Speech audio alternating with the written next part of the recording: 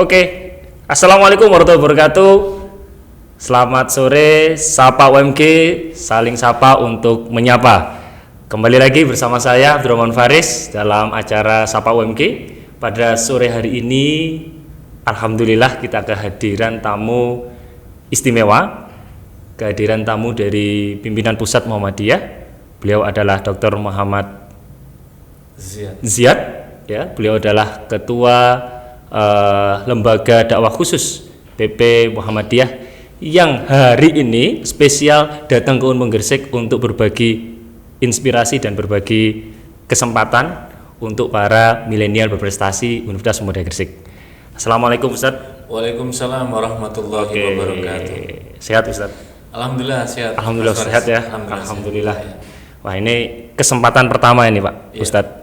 Baru ke Gresik pertama ini atau sebelumnya sudah pernah Pak Ustadz? Kalau Gresik lewat jalan ya sering lewat depan sini. Tapi masuk ke kampus ini pertama kali. Ini pertama kali. Oke, baik. Jadi kalau tadi kawan-kawan milenial, Ustadz Ziyad ini sempat cerita dengan saya, beliau pengalamannya ternyata ini jarang ke kota. Jarang ke kota ini maksudnya apa gitu ya? Jarang ke kota itu artinya beliau ini ternyata banyak sekali pengalaman, terutama untuk dakwah di kota 3T, di tempat terpencil, bukan tertinggal. di kota, daerah. Daerah tepatnya ya, daerah 3T gitu ya. Daerah 3T di tempat terpencil, tertinggal, dan di satunya terluar. Pak, pengalaman pertama kali Anda ditugaskan di daerah terpencil di mana, Pak? Baik. Sapa UMG yang kaum milenial yang berbahagia. Dakwah ini adalah kewajiban individual, fardhiyah, dan harus kita fahami dakwah ini adalah harus menjadi lifestyle gaya hidup kita. Harus menjadi lifestyle gaya hidup kita. Mengapa? Kita bisa hidup di perkotaan, di Gresik ini nikmat semacam ini. Kita harus berpikir bagaimana dengan saudara-saudara kami yang ada di daerah-daerah yang belum merasakan kita seperti ini. Jadi daerah terluar banyak sekali di Indonesia ini, dari 17.000 pulau itu, dan ada yang tidak berpenghuni, dan menuju ke lokasi itu tidak mudah. Jadi bisa dari bandara turun, nanti bandara naik darat, nanti kemudian Pelabuhan pindah lagi. laut, nanti kemudian darat turun lagi, dan itu sudah biasa. Tetapi yang terpenting bagi kita itu adalah mengamalkan hadis Nabi, khairun nas anfa'uhum linnas. Sebaik-baik manusia itu adalah orang yang banyak atau memberi manfaat atau bermanfaat pada orang lain. Maka kita harus insight pada diri kita, apakah kita sudah menjadi bermanfaat pribadi kita ini, minimal di lingkungan kita. Kalau ada adik mahasiswa UMG ini, saya ini bermanfaat apa ya kehadiran saya dengan UMG? Satu, yaitu bagaimana membangun prestasi, itu yang di awal. Yang kedua, cerita pengalaman daerah tadi, kayak di pedalaman Papua, di NTT, pedalaman NTT, Kalimantan, Maluku, di banyak tempat luar biasa. Tetapi di balik itu semua, adik-adik sekalian, view pengalaman daerah-daerah ini sungguh luar biasa, sangat eksotis sekali. Jadi saya sering istilahkan kami ini berdakwah sambil berwisata. Sambil berwisata, berdakwah, membimbing, mencerahkan, mengarahkan saudara-saudara di daerah supaya mereka mengenal knowledge, pengetahuannya. Lantas kemudian mengenal bagaimana sih sesungguhnya orang beragama ini yang baik, ritualnya kita bimbing. Setelah itu kemudian bagaimana sih kemanusiaannya kita bimbing. Setelah itu kemudian dari satu desa ke desa, pulau ke pulau, itulah kemudian kenikmatan kita. Kemudian kita bertasbih, subhanallah, ternyata indah sekali. Iya. Dan jangan lupa Mas Faris, jangan dibayangkan, wah nanti kita masuk pedalaman hutan belantara akan diterkam macan, udah gak ada macan, gak ada singa. Yang singanya justru takut manusia. Tetapi justru para kaum milenial sekalian, adik-adikku mahasiswa, Anda bangun prestasi, dan setelah itu Anda harus berhijrah misalkan. Karena ketika hidup dalam ruang kompetisi yang sangat keras dan berat ini, maka kita menjadi orang yang banyak inovasi. Tapi kalau ketika kita ke daerah, kita dengan mudah mengatakan, saya sambil berdakwah, atau saya sambil mengajar, atau sambil bekerja, tapi kemudian saya akan menemukan usahain, dan kita akan menjadi orang yang sukses. Iya, kan banyak sekali Mas Farid kisah-kisah sukses. Saya ingin memberi contoh dulu ketika Allahyarham Pak Profesor Malik Fajar pernah beliau menjadi dirjen kemudian Menteri Agama, Menteri Pendidikan, bahkan Menko Kesra, dan terakhir menjadi Dewan Pertimbangan Presiden. Orang melihatnya, wah beliau hebat, Rektor Malang. Tapi orang tidak pernah tahu bahwa tahun 1950-an beliau itu pernah ditugaskan dakwah di pedalaman di Pulau Sumbawa sana. Pulau Sumbawa. Tahun 2018 saya pernah hadir ke kawasan tadi. Saya kemudian subhanallah, Pak Malik ini hebat. Jadi membangun kerangka sekaligus berpikir dan identifikasi dari masalah-masalah dia pecahkan, dan ini akan menjadi pengalaman yang sangat berharga. Sangat berharga sekali. Dan tidak banyak orang bisa bercerita. Betul. Saya misalkan yang terbaru, saya baru dari Pulau Morotai. Morotai. Morotai. Di mana itu, Pak? Morotai? Pulau Morotai itu adalah Kabupaten Pulau Morotai itu masuk dalam Provinsi Maluku Utara. Maluku Utara. Dan ini adalah provinsi terluar Indonesia yang berbatasan langsung perairan lautnya dengan negara Filipina. Dengan Filipina. Samudra bebas. Dan ternyata di sana saya dibawa ke tempat salah satu pulau yang sangat indah, namanya Dodola Island. Menakjubkan bagi saya. Oke. Inilah yang kemudian apa? Kemudian saya inilah menumbuhkan rasa syukur, dan setelah itu berpikir apa yang bisa kita perbuat untuk saudara-saudara kita di sana. Kekayaan alamnya yang luar biasa, tapi bagaimana caranya inilah tugas kita. Mendidik masyarakat kita, bagaimana berkarya, bagaimana berusaha, dan kemudian setelah itu kita menjadi fasilitator menghubungkan orang ini dengan kekuatan bisnis yang lain, sehingga tumbuh ekonominya, nanti anaknya bisa sekolah. Betapa hebatnya, nikmat dan hebat dan sekaligus keren gitu loh, orang anak-anak muda. Nikmat pribadi itu ya, betul. Bisa lah, LDK Lembaga Dakwah PP Muhammadiyah ini adalah mengirim dai-dai ke daerah 3T tadi itu. Ada ke Pulau Telok, gugusan pulau terluar untuk di Sumatera Utara, Sumatera Barat, di Pulau Mentawai, kemudian di Papua, di perbatasan dengan Papua Nugini sana. Saya pernah hadir di sana. Luar biasa, adik-adik kita ini adalah orang-orang hebat. Tidak banyak orang yang mau mengambil peran ini, tapi dengan ini kemudian mereka terdewasakan. Dia akan banyak sekali identifikasi hal-hal penting di sana, dan kemudian apa yang harus akan dilakukannya. Maka kemudian frame of reference, kerangka berpikir, dia akan mengejal kemana-mana. Oh, nanti saya akan melakukan begini. Ketika dia nanti pemuda dan seterusnya, dia akan menjadi orang hebat. Wawasannya sangat luas. Jadi wawasan kita tidak hanya Gresik oriented, tetapi nasional oriented, Indonesia oriented. Bahwasanya Indonesia itu tidak hanya Gresik saja kan. Betul. Indonesia itu luas sekali. Betul. Dan membutuhkan para milenial untuk berdakwah di sana. Betul. Gitu ya. Iya. Dan saya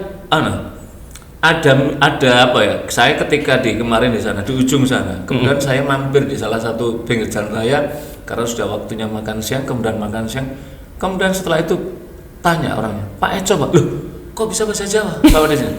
Saya dari Lamongan. Oh, tetangganya Gresik, saya bilang. Terus saya tanya, sejak kapan sekian? Terus, tapi yang penting kan usahanya, saya bilang keren, saya bilang full orang pelanggan konsumernya, karena dia melakukan inovasi. Dia bersama anak muda yang punya cerita, anak saya kuliah Pak, anak saya ini Pak di sini. Lah, hal-hal yang semacam ini lah mesti perspektif lain yang harus dilihat. Jadi Anda jangan membayangkan tinggal di hutan belantara udah gak ada hutan. Sekarang udah nggak ada, sudah dibuka semua, sudah menjadi kota-kota, dan semuanya sudah terhubung dengan pembangunan jalan-jalannya. Semua termudah, transportasi udara dengan mudah. Jadi wawasan kita tuh mesti harus luas. Cakrawala yang luas, inna ardallah wasi'ah. Sesungguhnya bumi Allah itu luas. Karena bumi Allah itu luas, pikiran kita juga harus luas, cara kita bertindak juga luas. Wawasan luas, sikap kita mesti harus luas gitu loh. Luas dan luas. Oh iya. Luar biasa gitu. itu. Betul. Oke, Pak Ziyad. Pertama kali Pak Ziyad kemudian di LDK, di Lembaga Dakwah Khusus ini, apa yang dirasakan Pak Ziyad? Yang kami rasakan tentu ini tugas berat, tetapi kemudian saya melihat ini adalah kesempatan terbaik saya bersama tim untuk bisa berbuat sesuatu yang bermanfaat pada orang lain, terutama di daerah-daerah tadi itu. Daerah-daerah tadi? Iya, jadi ada orang yang mohon maaf ya, mau menuju ke mencari air saja itu perlu berkilo-kilo. Perlu berkilo-kilo. Saya pernah hadir di salah satu sekolah, kemudian sekolahnya amat sangat prihatinkan. Kemudian anak-anak bawa tremos pergi sekolah tanpa alas kaki, maksudnya sepatunya ditenteng. Ya, terus kemudian saya tanya, anak-anak, saya bilang, ini tremos untuk apa? Kemudian gurunya cerita, Pak, ini anak ini pergi sekolah, nanti sambil pulang melewati sungai, ada sungai yang satu-satunya di kawasan sini, nanti ambil air, setelah itu kemudian untuk dibawa pulang keperluannya. Karena dari mata air ini ke sana bisa ada yang 2 kilo, bisa ada yang 3 kilo, karena di perbukitan yang di desa di atas. Jadi inilah yang kemudian memberikan inspirasi pada kita, dan kemudian dai kita di sana membimbing anak-anak itu mengaji, belajar mereka, mengenal huruf-huruf mereka. Jangan dibayangkan sama seperti kita dengan fasilitas yang mudah ini. Nah, sekarang alhamdulillah dengan dengan sarana yang relatif lebih baik dari masa-masa ketika kami awal ini, tapi tentu juga ada keterbatasan itu. Karena menyangkut dengan potensi alam, tidak semuanya potensi alam merata, tetapi karena pendidikan belum merata di pedalaman tadi, dan untuk akses ke tempat kota juga tidak mudah transportasinya, kan tidak semuanya seperti di Gresik, Lamongan sini bisa tempuh dengan darat semua. Tapi di sana itu kan darat dan kemudian sungai. Kalau Kalimantan kan sungai. Tapi kalau di gugusan yang lainnya, misalkan Sulawesi, kemudian Maluku, Ambon, itu adalah laut. Jadi misalkan pulangnya di sini, sekolahnya di seberang sana, ya dia harus datang ke sekolah sana. Gitu.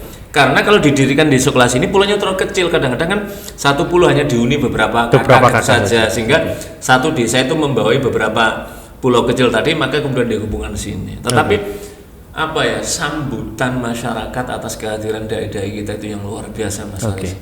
Jadi mahasiswa kita ini misalkan pengabdian setelah tamat 1 tahun atau paling lama 2 tahun, lebih dari itu tinggal di sana juga dengan senang hati.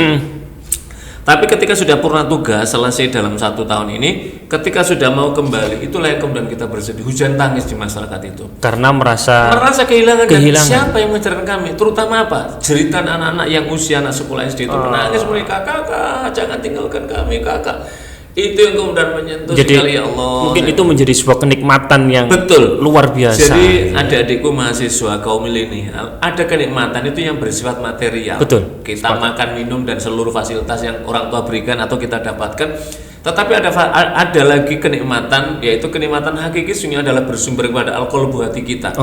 Ketika kita bisa memberi, makanya ada judul buku The Power of Giving, kita memberi. Sesungguhnya kita tidak sedang memberi orang lain, tapi kita sedang memberi kebahagiaan untuk diri kita. Jadi semakin kita banyak memberikan orang lain, maka sesungguhnya kita sedang memanen kebahagiaan kita. Jadi ketika kita berdharma, kita berinfak, kita mengabdi, kita mendharmakan ilmu kita, itu sesungguhnya kita sedang melakukan investasi strategis untuk jangka panjang untuk masa depan dan akhirat. Iya, dan adik-adik milenial sekalian, ketika ini masa OMG ini saatnya lah. Jadi kerangka berpikir kita itu jangan saya harus kerja di Gresik, di Pulau Jawa, enggak. Di luar sana itu juga banyak fasilitas-fasilitas hebat yang bisa menumbuh kembangkan karir kita. Salah satunya misalkan dakwah. Pak, tapi saya bukan fakultas agama. Enggak harus fakultas agama. Anda bisa fakultas teknik, Anda bisa fakultas pertanian, fakultas apapun, tapi yang penting basic Anda bisa mengaji, Anda sholatnya dengan baik dan benar doanya, cara bagaimana kaifiat merawat jenazah, minimal 3 pokok itu saja. Cara bagaimana ngajarkan zakat, misalkan udah nanti jawab. Anda induknya misalkan, Pak saya di FKIP boleh nggak? Boleh, tapi basic ini. Nanti kita kasih bekal. Tim LDK Jawa Timur juga bisa membekali datang ke sini, atau kami dari pusat datang ke OMG sini untuk pembekalan semua. Nanti kita berangkatkan di sana, dan kemudian kita juga memberikan insentif oleh LDKPP untuk keperluan. Tapi di daerah sudah dikasih fasilitas tempat oleh masyarakat setempat. Artinya masyarakat juga sangat membutuhkan, apalagi guru itu dielulukan sekali. Saya ingat ada seorang dai kami dari Klaten, namanya Mas Ali Imran. Ketika ditempatkan salah satu pedalaman di Sulawesi sana, itu kemudian ketika di sana masuk jalur transnasional di Sulawesi, jalur itu masuk sana, kemudian sekitar 4 km dari jalan raya masuk. Itu yang mengajar di salah satu sekolah negeri yang nggak ada gurunya, yang sore ngajar ngaji ibu, anak-anak pagi. Itu masyarakat situ tuh bergantian untuk memenuhi kebutuhan pangan dia, bahkan sampai melimpah, istilahnya lebih. Karena apa? Orang semua merasa mencintai dia, orang semua merasa kehadiran dia telah memberikan secara pencerahan untuk anak-anak mereka. Inilah saya bagian terpenting sesungguhnya dari misi Muhammadiyah. Hadir tidak semata-mata misi religion mission, misi agama, tetapi ada juga misi enlightenment, misi pencerahan. Misi pencerahan inilah yang paling pokok dan penting. Yang ketiga adalah misi misi humanisasi. Jadi kemanusiaan kita gitu loh. Humanity of missionnya itu jalan. Sehingga apa? Ketika saudara kita misalkan kan orang berobat, orang kan jauh. Betul. Dan orang kadang-kadang tidak tahu, maka ini menjadi penyuluh. Dan juga perlu diketahui dai-dai kita ini juga menjadi jangkar membangun nasionalisme di pedalaman. Itu. Bagaimana mencintai negeri ini, bagaimana keindonesiaan, bagaimana merah putih, bagaimana lagu Indonesia Raya.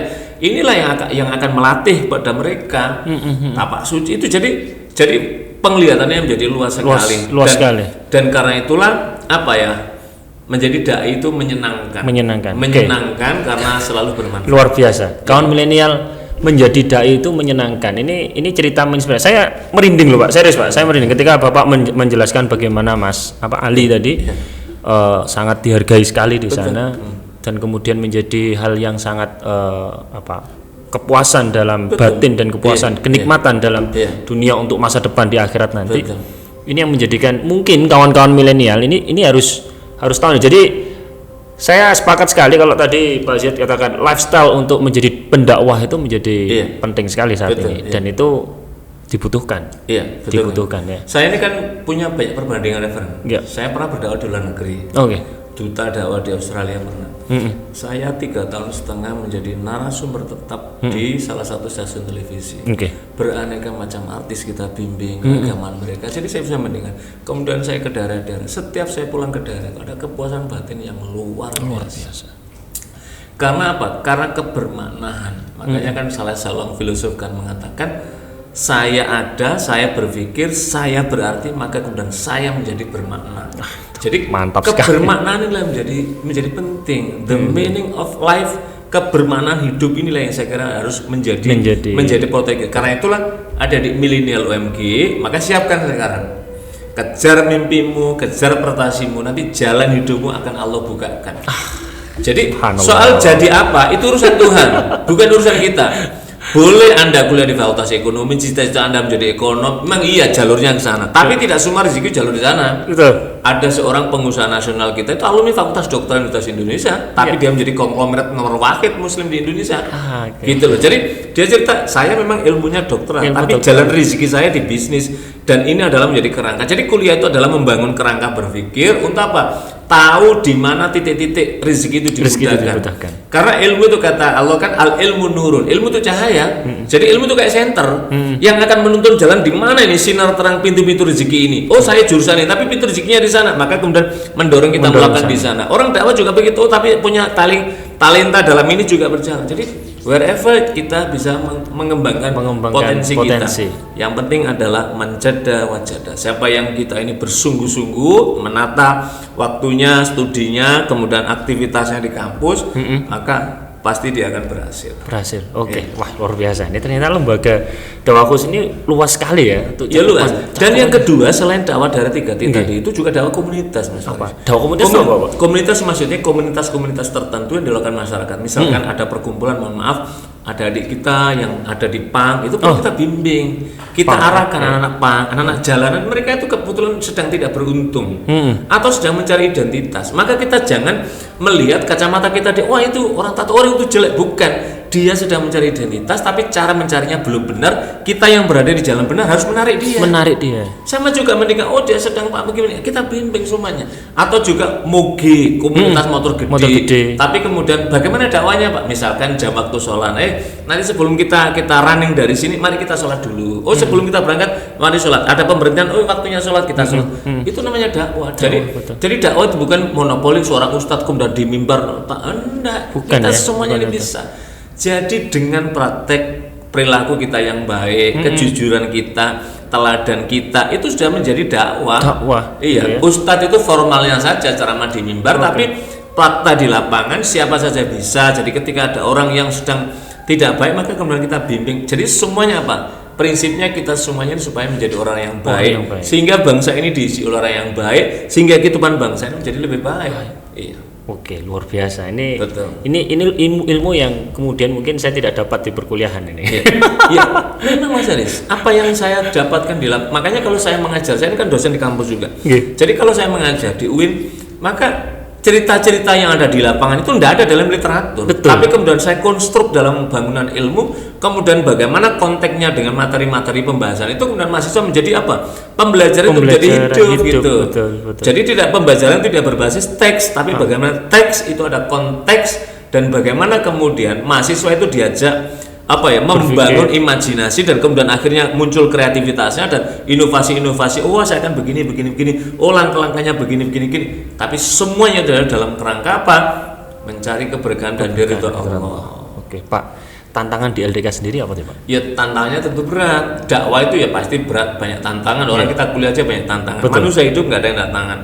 Jadi dakwah itu pasti banyak tantangan. Ketika dakwah tidak ada tantangan, berarti dia sedang salah jalan. Gitu ya? Oh iya. Jadi kok bisa seperti itu, Pak? Karena Nabi saja yang diberi wahyu langsung dalam komando Allah saja, itu tantangannya luar biasa. Dari pamannya, keluarganya kan, apalagi kita. Lah, tugas kita ini adalah menyampaikan. Ketika orang lain kita sampaikan nggak mau ikut kita, maka itu sudah selesai kewajiban kita. Paradigma orang berdakwah sekarang itu salah, itu adalah ketika kita menyampaikan, kita paksa orang supaya ikut bersama kita, itu yang salah. Oke. Jadi kita ini adalah tugas kita pendakwah itu adalah bagaimana menyampaikan kebaikan seluas-luasnya, dan bagaimana mengajak orang sebanyak-banyaknya menjadi pribadi orang yang baik. Oke. Jadi bukan hanya dia harus beragama dengan seperti saya, ya proses, tapi yang penting dia menjadi orang baik dulu, kemudian nanti pelan-pelan baru dibimbing. Jadi kita ini adalah bagaimana membangun orang beragama yang berkualitas. Nah, soal berkualitas itu ya bukan kita penentunya. Tuhan memberikan hidayah, kesadaran, dia akan menumbuhkan. Kita hanya memacu, memotivasi saja gitu. Oke. Ya. Pak, ini kita bicara mengenai dakwah. Lagi-lagi kita terkadang itu terkooptasi dengan bahasa intoleransi dan toleransi biasanya. Apakah kemudian dalam dakwah itu juga kita harus berpikir bahwasanya ini toleran, ini tidak, dan sebagainya? Jadi begini, pertama harus kita dudukkan apa sih toleransi itu. Mas Faris sukanya apa? Minuman? Saya suka teh. Saya suka teh, Pak. Oke. Saya pencinta teh saya. Oke. Kalau Mas Faris suka teh, saya suka kopi. Toleransi itu bukan berarti Mas Faris kita toleransi kemudian saya menuangkan separuh kopi saya ke gelasnya Mas Faris menularkan, bukan itu. Oke. Tetapi toleransi itu adalah saya menghargai favoritnya pilihannya Mas Faris dengan teh, dan Mas Faris mentoleransi menghargai saya favorit saya kopi, kemudian saya minum bareng sambil tertawa dan kemudian happy, itu namanya toleran. Itu namanya toleransi. Iya.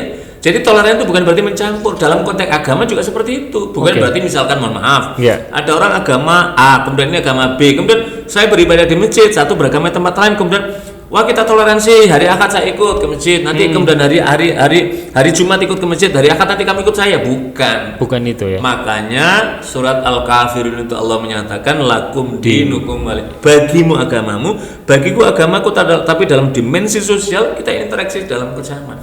Inilah yang kemudian tidak pada salah tempatnya dalam konteks Indonesia. Seringkali toleransi itu kemudian digeneralisir dalam segala aspek. Itu yang sering menjadi digeneralisir. Jadi seakan-akan kalau ada perbedaan, wah kan ada bukan. Dalam konteks beragama pun misalkan imam mazhab saja itu ada 4. Mazhab Imam Abu Hanifah, mazhab Imam Malik, mazhab Imam Syafi'i. Imam Syafi'i berguru pada Imam Malik. Imam Syafi'i punya murid namanya Imam Ahmad bin Hanbal, mazhab Hambali. Keempat-empatnya dalam banyak hal terjadi perbedaan dalam praktek agama, tetapi karena semuanya bertumbuh pada pendapat yang bersumber pada hadis Nabi, maka kemudian kita mentoleran atau toleransi. Oh, Imam Syafi'i ijazahnya begini, Imam Malik begini, Imam Hanafi begini, Imam Hambal begini, tinggal kita pilih. Contoh konteks misalkan orang taruhlah misalkan sebentar lagi puasa Ramadan. Tarawih. Oh, ini 11 rakaat.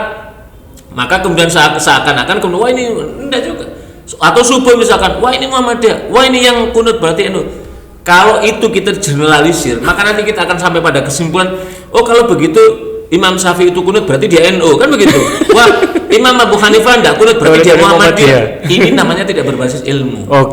Makanya toleransi itu adalah ketika ada saudaranya misalkan dengan seperti ini, silakan. Anda punya dalil, saya punya seperti ini, kita hidup berdampingan, kita tetap happy bersama, kita bagian dalam konteks Indonesia tanpa perlu mencampur pemikiran dan pemahaman kita dalam satu wadah. Sepanjang kita berbasis pada Quran dan Sunnah dan menjadi umat Nabi Muhammad, kita semua bersaudara, happy. Wah, ini teman-teman, ini terkadang teman-teman mahasiswa itu terkadang masih bicara tentang wah kamu intoleran nih, ini toleransi dan sebagainya. Ternyata ini benar sekali deh ya, bahwasanya toleransi juga kita harus melihat dari aspek pengetahuan, ya jelas sudah, iya. aspek kemudian pemahaman dan sebagainya. Sama seperti halnya tadi antara kopi sama susu, ya jangan dipaksakan. Kalau memang saya nggak bisa minum kopi ya jangan paksa saya untuk minum kopi gitu ya. Oke, menarik sekali ini.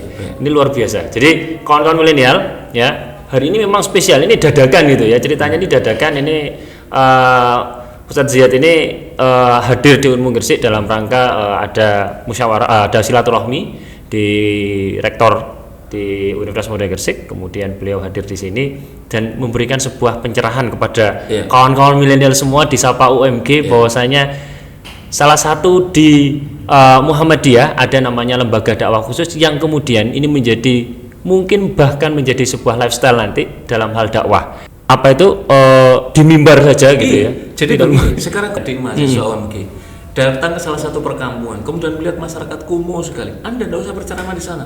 Anda cukup bawa Android Anda, kemudian Anda vlog sedikit. Assalamualaikum para pemirsa sekalian, saya di komplek atau perumahan kumuh di sini sungguh luar biasa, perlu perhatian. Karena itu pada para agnia, pada saudara-saudaraku yang memiliki limpahan rezeki, Anda bisa membantu datang ke sini. Kalau ada kesulitan, saya bisa menjemput ke tempat Anda, hubungi ke teman di sini. Demikian, mari kita berbagi, mari kita berbuat baik. Itu juga sudah berdakwah. Itu juga berdakwah. Atau kalau tanpa narasi seperti itu, Anda ada orang kecil di pinggir jalan, kemudian dia sedang belajar, sedang apa, tapi fasilitas nggak ada, Anda foto, kemudian Anda kasih komentar di sana. Anak ini berada di sudut pojok pinggir jalan ini sedang membaca buku meskipun di bawah guyuran hujan, betapa luar biasa semangat membaca, gerakan literasi. Itu juga berdakwah. Oke.